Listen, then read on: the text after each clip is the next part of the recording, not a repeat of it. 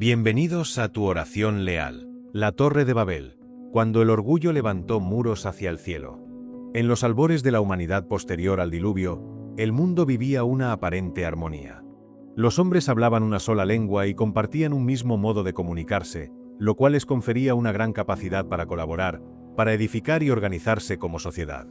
Este regalo del lenguaje común, lejos de ser utilizado para glorificar a Dios o para fortalecer la solidaridad entre los pueblos, se transformó pronto en un instrumento de autoglorificación. En lugar de elevar su alma hacia Dios en gratitud por la vida, decidieron elevar una estructura hacia el cielo, como símbolo de su grandeza y autonomía. En la llanura de Senaar, el ser humano, que había sido salvado por misericordia divina tras el diluvio, cae nuevamente en su error ancestral, querer ser como Dios. Pero esta vez, no a través de un acto individual como Adán, sino colectivamente, como sociedad. La frase "hagámonos famosos" revela la motivación más profunda de este proyecto: alcanzar una inmortalidad construida con ladrillos y fuego, sin el auxilio de la gracia. Es la tentativa de levantar una cultura sin altar, un mundo sin necesidad del Creador, un cielo hecho por manos humanas. Reflexionando sobre esto, vemos cómo el relato de Babel no está distante de nuestra realidad actual. También hoy, la humanidad intenta erigir torres, imperios tecnológicos, sistemas económicos, ideologías autosuficientes que se presentan como salvación sin necesidad de Dios.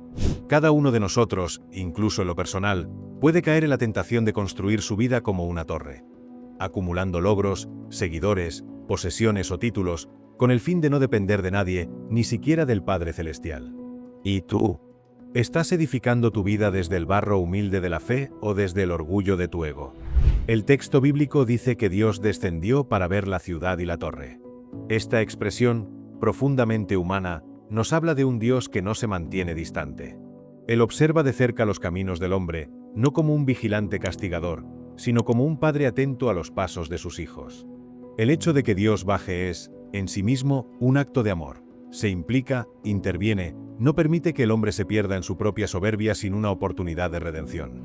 Dios reconoce que esta unidad sin Él, esta aparente comunión basada en el orgullo colectivo, se convertirá en una amenaza para el mismo ser humano. Porque una humanidad unida por el ego, y no por el amor, se transforma en una maquinaria que devora al débil, que aplasta al diferente y que se endiosa a sí misma.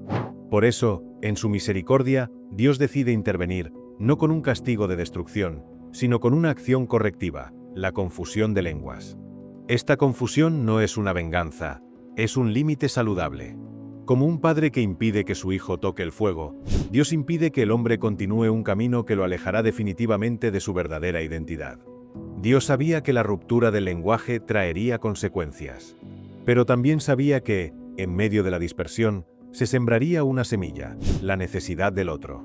Al ya no entenderse con facilidad, los hombres tendrían que aprender a escuchar, a esperar, a traducir, a convivir con la diferencia. La diversidad, vista como castigo en un primer momento, se convertiría luego en una oportunidad para redescubrir la fraternidad más allá de las palabras. Esta enseñanza es profundamente actual. En tiempos de polarización, de muros ideológicos y culturales, necesitamos redescubrir el arte de comprendernos en la diferencia, de buscar la comunión más allá de las etiquetas.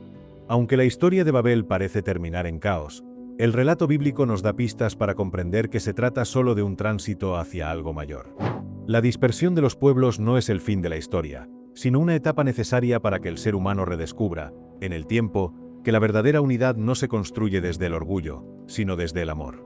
El Evangelio nos mostrará, siglos después, el reverso redentor de Babel, el acontecimiento de Pentecostés. Allí, en Jerusalén, una nueva comunidad, la Iglesia naciente, se reúne para recibir el Espíritu Santo. Y lo que ocurre es profundamente simbólico. Cada uno oye hablar de las maravillas de Dios en su propia lengua. Pentecostés no elimina la diversidad, la abraza y la transforma en comunión. Dios no impone un idioma único, sino que da a cada lengua la capacidad de anunciar el reino. Lo que Babel había dividido, el Espíritu lo integra, no a través de uniformidad, sino por medio de la caridad. Así comprendemos que la verdadera unidad no consiste en pensar o hablar igual, sino en vivir desde el mismo Espíritu. Aquí hay un llamado para nosotros como creyentes. ¿Estamos promoviendo una fe que integra o que uniforma? ¿Acogemos a los diferentes, a los que no hablan como nosotros, a los que no oran como nosotros, a los que no han recorrido el mismo camino espiritual? El desafío de la fe no es crear una torre que imponga un único modelo de vida, sino abrir espacios donde cada uno, desde su historia y su lenguaje, pueda ser parte del reino. Babel no es solo una historia que ocurrió hace milenios. Es una realidad que se instala muchas veces en el corazón de cada uno. Allí donde dejamos de confiar en Dios y comenzamos a construir desde nuestras fuerzas. Allí donde queremos controlar cada detalle, imponer nuestras ideas, hacer visible nuestro nombre a cualquier precio. Babel es el espacio interior donde Dios ya no tiene cabida porque el yo lo ocupa todo. Es ese rincón del alma donde creemos que podemos llegar al cielo sin necesidad de la cruz, del perdón, de la gracia. Hoy, nuestras torres no están hechas de ladrillos, sino de egos inflados. Construimos Babel en la necesidad obsesiva de reconocimiento, en el temor a quedar en el anonimato, en la constante comparación con los demás. Incluso en nuestros espacios religiosos, podemos caer en esta trampa, buscar el aplauso más que la conversión, la visibilidad más que el servicio, el poder más que la entrega. Y entonces, aunque hablemos el mismo idioma de la fe, estamos profundamente divididos. Solo cuando permitimos que Dios derribe esas torres, podemos comenzar de nuevo. Solo cuando experimentamos el fracaso de nuestros planes autosuficientes, comprendemos que, sin Él, todo es vanidad. Y es en ese momento, doloroso pero bendito, cuando el corazón se abre a la verdadera edificación, la que tiene a Cristo como piedra angular. La historia de Babel no termina en ruinas, sino que se abre hacia la esperanza de una nueva creación. Dios no deja al hombre en su dispersión, sino que, a lo largo de la historia, lo va preparando para el reencuentro. De la confusión inicial brota la riqueza de los pueblos, de las culturas, de las lenguas, que en la plenitud de los tiempos se reunirán alrededor del Cordero en el reino eterno, como lo anuncia el Apocalipsis. Nuestra misión hoy, como creyentes, es ser constructores de comunión. No basta con no construir torres, debemos levantar puentes. Puentes que unan generaciones, culturas, corazones heridos. Puentes que lleven al otro hacia Cristo, no por imposición, sino por atracción. El lenguaje que necesitamos aprender no es otro que el del amor concreto. Ese que se hace gesto, cercanía, escucha, acogida. Dios sigue descendiendo hoy. No para confundirnos, sino para habitar con nosotros.